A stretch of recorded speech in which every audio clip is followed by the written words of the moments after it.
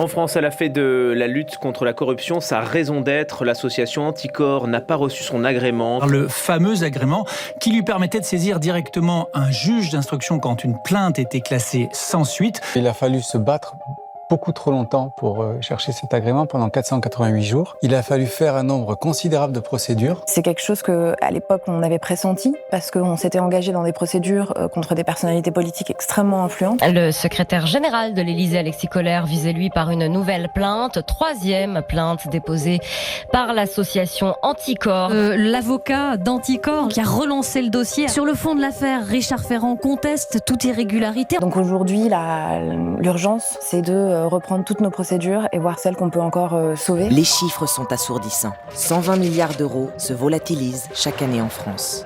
Au diable l'avarice, l'argent public est une source qui ne se tarit jamais. C'est de l'argent qui manque dans les caisses de l'État, c'est de l'argent qui manque à l'hôpital, à l'école, dans la construction de tous les services publics, donc ça a un impact très évident dans le quotidien des personnes. Je m'appelle Élise Méhéden, je suis avocate au barreau de Paris et je suis administratrice de l'association anticorruption Anticor. Paul Cassia, je suis le président de l'association Anticor depuis avril 2024. Moi, j'étais partagée entre un immense bonheur et soulagement parce que ça fait quand même des années qu'on se bat au quotidien et que en fait ça paralyse un peu notre action et ça monopolise notre énergie. Donc ça fait énormément bien d'apprendre cette nouvelle et j'étais aussi très surprise. Parce que j'aurais pas parié sur le fait que le gouvernement allait renouveler cet agrément. Je pensais plutôt qu'on allait l'obtenir par la justice, donc par la force. Je dois dire que j'ai été à la fois heureux et un peu triste. Triste parce qu'il a fallu se battre beaucoup trop longtemps pour chercher cet agrément, pendant 488 jours. Il a fallu faire un nombre considérable de procédures. Ça demande une énergie terrible, une cohésion forte de toute l'association. C'est tout à fait aussi anormal que le gouvernement ne nous ait jamais répondu pendant 488 jours. Et heureux, parce que cet agrément, on l'attendait depuis longtemps.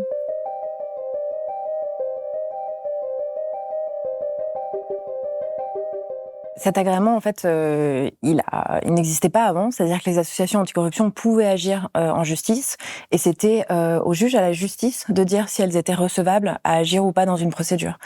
Il a été créé, soi-disant, pour faciliter l'action des associations anticorruption dans les procédures qui concernent des atteintes à la probité.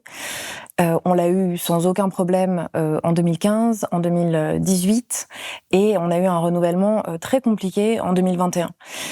C'est quelque chose qu'à l'époque on avait pressenti parce qu'on s'était engagé dans des procédures contre des personnalités politiques extrêmement influentes. Je pense notamment à Richard Ferrand, qui à l'époque était président de l'Assemblée nationale. Je pense aussi à Alexis Kohler, bien sûr, qui est toujours aujourd'hui secrétaire général de l'Élysée, donc des personnes qui sont parmi les personnes politiquement les plus puissantes de France. On avait donc anticipé qu'il pouvait y avoir une réticence du gouvernement à nous donner l'agrément. À l'époque, on avait même pris un peu de délai en se disant qu'on aurait peut-être besoin de saisir le tribunal administratif pour qu'il vienne réformer une décision de refus. Et en fait, ce qu'on a eu, c'est pas vraiment ça. On a eu une tempête médiatique autour d'Anticor, son mode de fonctionnement, la question d'un financeur qui aujourd'hui n'a plus aucune importance. Et cette tempête médiatique, à mon avis, elle a été orchestrée pour préparer l'opinion publique à un refus d'agrément. Sauf que ce qui s'est passé, c'est pas ça, en fait. La plupart des personnes nous ont soutenus parce qu'ils comprennent que c'est pas normal que ce soit un gouvernement d'autoriser ou pas l'action d'une association anticorruption, et parce qu'ils comprennent aussi que on a fait quelque chose que très peu de personnes ont eu le courage de faire en France, justement attaquer des personnalités politiques extrêmement puissantes. Donc on les a eu de notre côté, c'est quelque chose qu'on a ressenti très fort. Et je pense que Jean Castex, à l'époque, comme il avait perdu cette bataille médiatique, a pas eu le choix politiquement que de renouveler l'agrément d'Anticor. Mais en même temps, c'était pas son choix. Et on en vient à ce fameux cheval de Troie qui a été inséré dans cet agrément. Donc, pour rappel, cet agrément, il nous donnait l'agrément, sauf que il était mal rédigé. C'est ce qu'on appelle une question de légalité interne, c'est-à-dire qu'il était contradictoire. Il disait oui, dans votre association, il se passe ça, mais on vous donne l'agrément. Et en droit administratif, on ne peut pas donner une décision positive tout en expliquant pendant 2 pages qu'elle n'est pas méritée. C'est pas normal. Et s'en est suivi une bataille bataille juridique qui a duré longtemps et qui a eu pour issue l'annulation de notre agrément rétroactif. C'est-à-dire que cette annulation a mis en danger certaines de nos procédures rétroactivement sur les 2 dernières années. Donc ça, c'est sûr que ça a été un séisme, et dès qu'on a perdu l'agrément, on l'a redemandé. On l'a redemandé en juin 2023. On est arrivé en décembre 2023 avec un refus implicite de Madame Colonna, qui à l'époque était ministre de l'Europe et des Affaires étrangères. Refus implicite, ça veut dire qu'elle n'a pas répondu. Et en fait, la procédure d'agrément fait que, contrairement à la règle générale qui est que un citoyen demande quelque chose et dans un délai de 2 mois, l'administration doit répondre, et si elle ne répond pas, ça veut dire oui. Dans le cas de l'agrément, on demande l'agrément, le gouvernement a 4 mois, il peut prendre 2 mois supplémentaires, ce qu'ils ont toujours pris. Très souvent, sans nous poser aucune question. Donc, ils prennent 6 mois et ils ne répondent pas, et le silence vaut refus. Donc, en fait, on s'est retrouvés dans une situation où on parlait à un mur, une stratégie de pourrissement total. Le gouvernement nous a ghostés. Il nous a ghostés en 2023, en 2024. Il a fallu l'intervention du juge administratif pour qu'enfin, il revienne à plus de raison. Et je rejoins évidemment Élise dans ce qu'elle a dit. Il y a un problème structurel avec cet agrément, c'est qu'il est accordé par une autorité qui peut être concernée par les procédures qui sont intentées par l'association qui demande l'agrément. Donc, on va dire, structurellement, le gouvernement était jugé partie. Et donc, c'est une réforme qu'on appelle de nos vœux, qui tient à ce qu'il est indispensable, je ne sais pas si ce sera fait un jour, ça m'étonnerait à court terme, il est indispensable que l'autorité qui délivre l'agrément soit détachée de toute contingence politique. Ça pourrait être par exemple la Défenseure des droits ou la HATVP, la Haute Autorité pour la Transparence de la Vie publique, mais certainement pas une autorité gouvernementale. Il y a là une contradiction d'intérêts entre ceux poursuivis par notre association et ceux éventuellement de l'exécutif.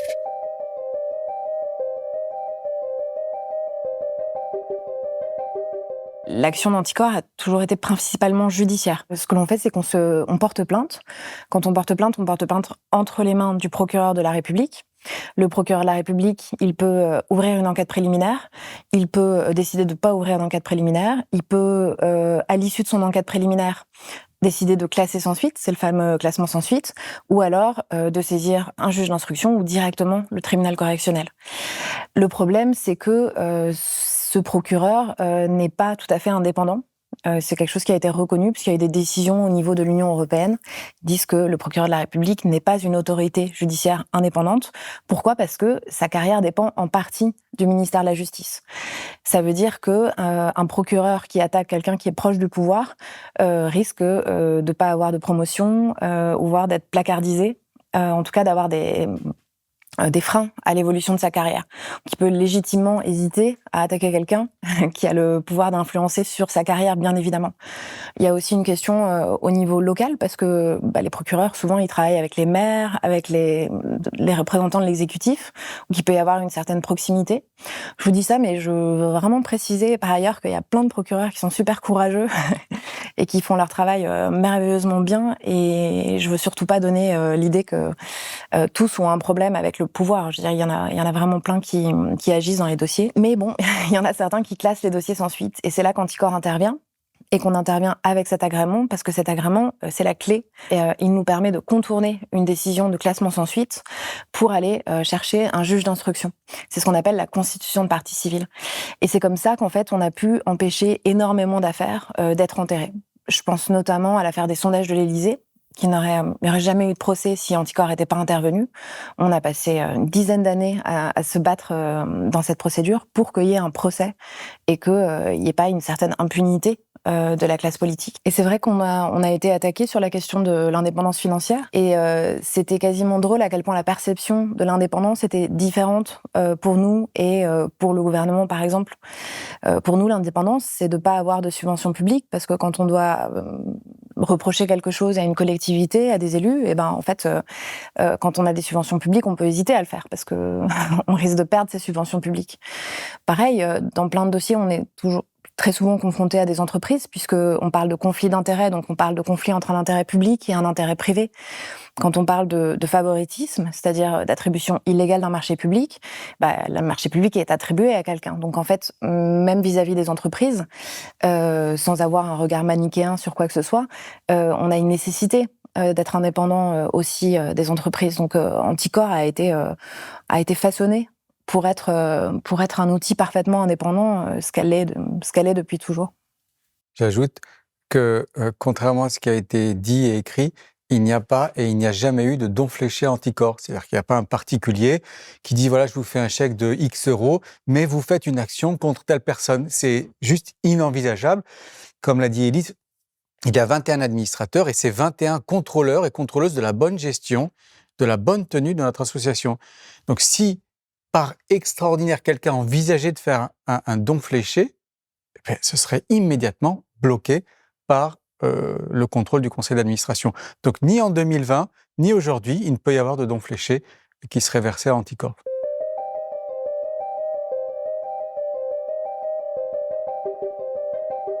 Dans un premier temps, je pense que le travail du conseil d'administration et de l'équipe salariée, ça va être d'essayer de sauver les procédures qui ont été mises en danger par la perte de l'agrément, parce que je vous le disais tout à l'heure, on a perdu notre agrément de manière rétroactive, c'est-à-dire que sur une période de un peu plus de 2 ans, il y a certaines procédures qui ont été remises en cause, des demandes d'actes qu'on a pu faire, des dommages et intérêts qu'on a obtenus. D'ailleurs, quand on a perdu l'agrément, une des premières lettres qu'on a reçues, c'était un message de Jean-Noël Guérini qui voulait qu'on lui rembourse les 9 000 € de dommages et intérêts qu'il avait dû nous verser.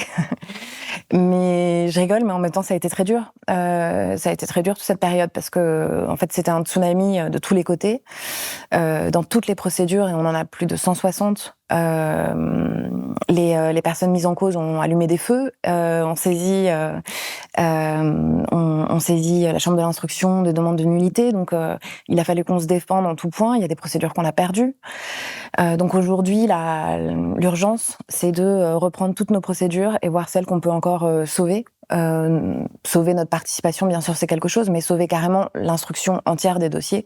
Et c'est une question qui va se poser, par exemple, dans un scandale économique, financier et géopolitique extrêmement important qu'est l'affaire Alstom. Oui, sauver nos dossiers. Puis maintenant qu'on a retrouvé un agrément pour 3 ans, eh bien, avoir cet acquis, c'est quand même très précieux. Ça va nous éviter de perdre beaucoup de temps, ce qui est déjà beaucoup, et nous permettre de nous concentrer sur des missions qui sont autres, comme l'a dit Élise, que celle de saisir le juge pénal, puisqu'on fait bien d'autres choses que aller devant le prétoire du juge pénal. Un des axes extrêmement stratégiques d'Anticor, et c'est ce qu'on fait via l'éducation et via la culture, c'est de faire un lien dans la tête des habitants de ce pays entre la corruption et l'affaiblissement des services publics.